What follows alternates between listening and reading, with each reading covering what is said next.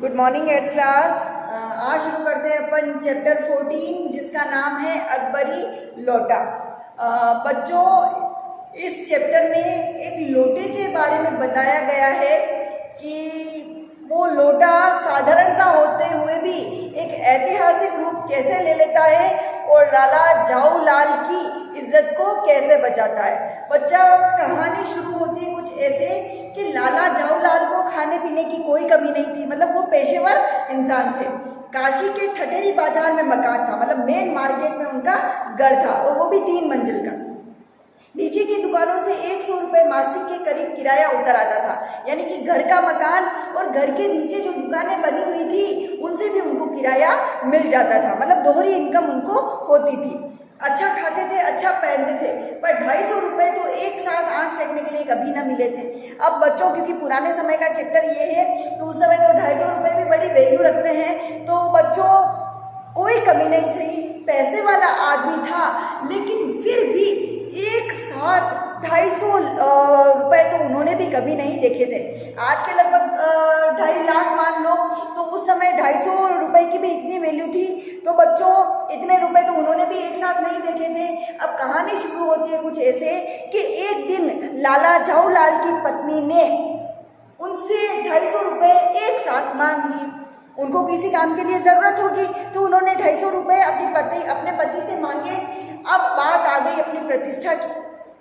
अब लाला जाऊ लाल मना भी नहीं कर सके और दे भी नहीं सके, क्योंकि एक साथ तो उनके पास भी इतने पैसे बचे हुए नहीं थे। और अगर मना कर देते तो पत्नी कितना ताना मारती, और पत्नी ने वापस ये भी धमकी दी कि अगर तुम मुझे पैसे नहीं दे रहे हो तो मैं अपने भाई से मांग लूंगी। अब ये तो बड़ी प्रतिष्ठा का प्रश्न बन गया। अब लाला जाऊ लाल मना भी नहीं कर सके और दे भी नहीं सके। तो उन्होंने कहा कि अरे मैं दे दूंगा, और उनसे 1 सप्ताह की मोहलत मांगी। अब वो पत्नी वापस ताना मारती है कि इस जन्म में दोगे कि अगले जन्म में दोगे, कि नहीं नहीं मैं इसी जन्म में दे दूंगा, 7 साल भी नहीं, 7 दिनों के अंदर तुम्हें 250 रुपये दे दूंगा। अब बात हुई यहाँ पर तो खत्म एक बार तो। लेकिन जैसे जैसे दिन बीते लाला जाऊ लाल का टेंशन बढ़ता गया कि अब वो 250 रुपये लाए तो लाए कहाँ।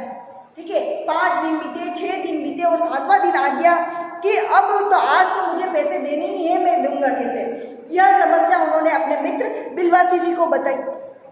वो बिलवासी जी को बताया कि मुझे अपनी पत्नी को 250 रुपये देने हैं, मैं कैसे दूँ, तुम्हारे पास कोई व्यवस्था हो तो करो।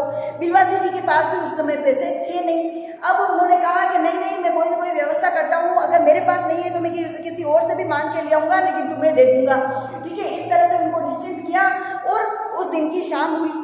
बिलवासी जी उनको पैसे उस दिन देने वाले थे। अब शाम हुई थी, लेकिन जब तक बिलवासी जी आए नहीं थे, इधर लाला जाऊ लाल का टेंशन बढ़ता ही जा रहा था कि अब मैं क्या करूं। अब पत्नी मांगने वाली है, आज तो आखिरी दिन है, आज तो वो पैसे मांग ही लेगी। अब इसी टेंशन में वो छत पर टहल रहे होते।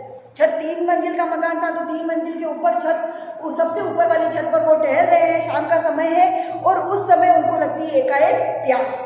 उन्होंने नौकर को आवाज लगाई कि मुझे पानी पिला दो, लेकिन नौकर उस समय शायद घर पे नहीं था। उनकी पत्नी ने सुना और पत्नी पानी लेकर ऊपर छत पर आई। बच्चों, पत्नी पानी लेकर तो आई, लेकिन वो साथ में गिलास लाना भूल गई। बस एक बेढंगे से लोटे में वो पानी लेकर आ गई। थोड़ा सा पुरानी गढ़त का था, सुंदर नहीं था, और लाला जाऊ लाल को वो लोटा बिल्कुल भी पसंद नहीं था। लेकिन क्या हुआ कि लाला जाऊ लाल अपनी पत्नी से वो थोड़ा सा झेप रहे थे। उनको पता था कि ये भी पैसों की मांग करेगी, तो इसलिए उन्होंने गिलास के बारे में नाम ही नहीं लिया और चुपचाप बिना किसी लड़ाई के वो जो लोटा उनको नहीं पसंद था उसी लोटे से वो पानी पीने लगे। अब छत के किनारे टहलते टहलते वो पानी पी रहे थे और इतने में पानी पीते पीते उनके हाथ से वो लोटा नीचे गिर गया। अब क्या, लोटा 3 मंजिल ऊपर की छत से नीचे गिरा। बच्चों, गिरा जो तो गिरा, और क्योंकि मैंने बताया ना कि भाई लाला जाऊ लाल का मेन मार्केट में घर था, तो उसी मेन मार्केट की छत से जो लोटा गिरा वो नीचे खड़े किसी शॉपिंग करते हुए अंग्रेज के सिर पर जा पड़ा। अंग्रेज की जोरदार चोट आई। ठीक है, पाँव के अंगूठे पर लगी उसकी, और वो हल्ला करता हुआ और बाकी की भीड़ को भी इकट्ठा करता हुआ लाला जाऊ लाल के घर में घुस गया। अब लाला जाऊ लाल की तो डबल तकलीफ, इधर तो पत्नी को पैसे देने और ये कौन सी नई मुसीबत आ पड़ी कर ले। अब वो बेचारे घबरा गए। नीचे दुनिया भर की भीड़ इकट्ठी थी और को देना शुरू किया तो इतनी गालियां दी कि उनका तो मुंह बंद ही नहीं। ठीक है, अब इतने में उनके जो मित्र थे बिलवासी जी, वो उन पैसे लेकर आ गए। बिलवासी जी ने सारा तामझाम देखा कि ये क्या हो रहा है, इसके घर पे लड़ाई झगड़े कैसे हो रहे जाऊलाल के घर पे। तो उन्होंने सारी भीड़ को तो समझा बुझा कर हटाया, अंग्रेज को सम्मान के साथ में पास में कुर्सी पर बिठाया। अंग्रेज ने भी उस बिलवासी का धन्यवाद दिया और बोला थैंक यू भाई, आपने मेरे को बैठने के लिए जगह तो दी, कि आपके बड़ा दर्द हो रहा होगा।